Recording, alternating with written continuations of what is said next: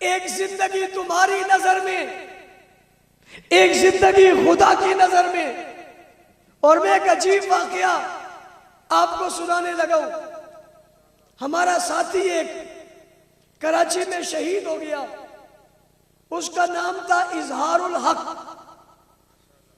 और वो मौलाना शेखुल हदीस नूरुल हुदा साहब दामत पर रहमतुल्लाह अलैह का बेटा था।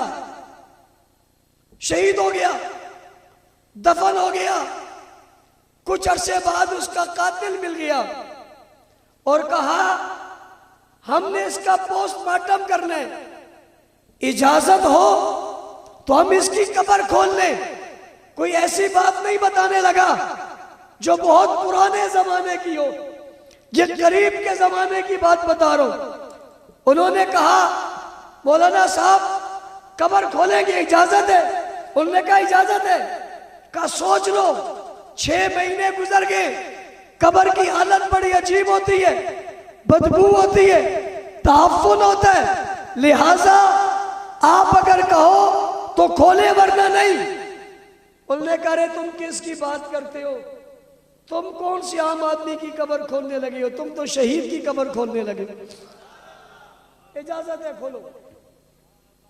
मैंने इनके भाई हैं शमसुल हुदा शेखुल हदीस है, वो भी कुछ दिन कबल एक जगह हम जमा हो गए। मैंने उनसे कहा मौलाना साहब वो वाकया तो सुनाओ। उन्होंने कहा चशमदीद वाकये का गवाह में।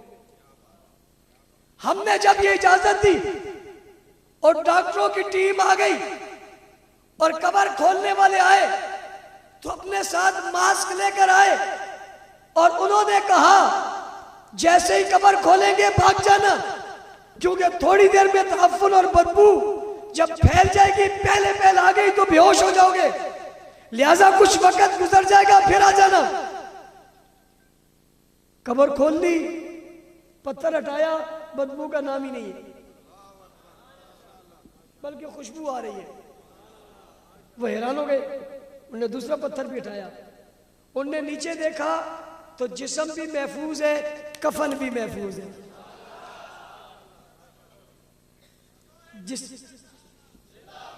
जिस्म भी महफूज है, कफन भी महफूज है।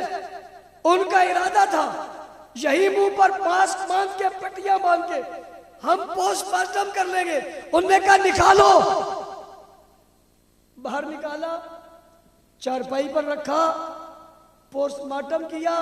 लेकिन एक बात मौलाना साहब कहने लगे कि फारूकी साहब आपको बताने लगा वो बड़ी अजीब थी। मैंने कहा वो क्या? कहते हैं उसका दायां हाथ उसके सीने पर रखा हुआ था और उसका पांव हल्का सा यूं उठा हुआ था। जैसे बंदा लेटता है तो थोड़ी सी टांग टेढ़ी कर लेता है, बाज़ लोगों की आदत होती है बात सहूलत के लिए, फिर वो पांव ऐसे हिलाते रहते हैं। इस तर्ज पे वो पांव ऊपर को था। उनके भाई ने कहा कि हमने तो खुद कब्र में उतारा था। हम हैरान हो गए कि जब कब्र में उतारा था तो बिल्कुल सीधा था, हाथ इसके सीधे रखे हुए थे, पांव इसका सीधा था। ये क्या हो गया कि हाथ सीधे पर रखा हुआ है और पांव उठा हुआ है? हम हैरान हो गए, हम परेशान हो गए कि ये क्या है। मैंने कहा मौलाना साहब अगर मुझे तज्ज़िया और तबसरे की इजाजत दो तो मैं कर दूं। उन्होंने कहा आपको इजाजत है। मैंने कहा असल में हुआ यूं था कि फरिश्ते पूछने आए थे तू कौन है। फरिश्ते पूछने आए थे तू कौन है। इसने दायां हाथ उठाया था, सीने पर रख कर कहा था मैं सिपाही साहब हूं।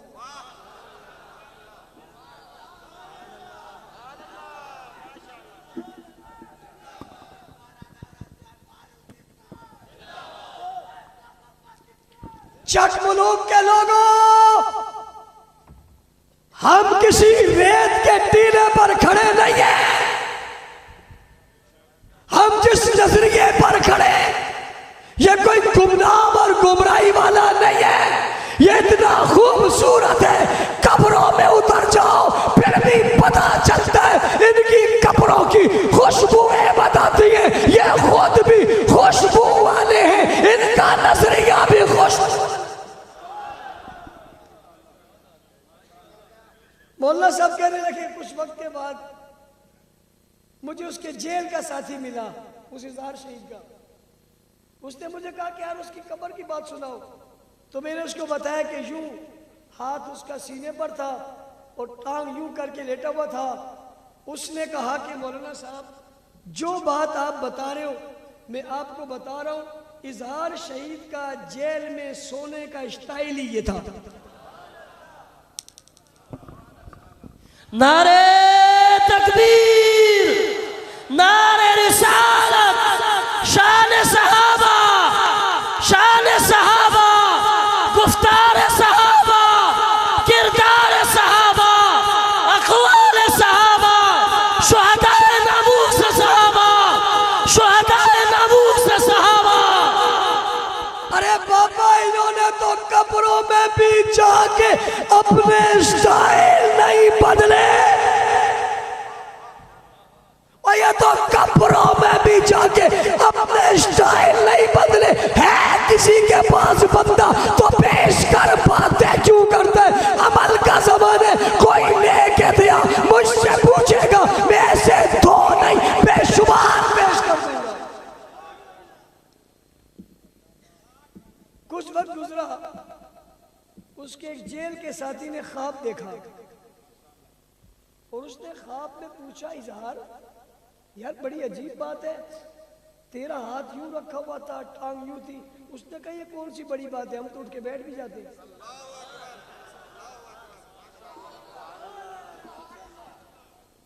हम तो बैठ भी जाते, हम तो खड़े भी होते, हम तो चलते फिरते, ये कौन सी बड़ी बात है, ऐसे था तो क्या हो।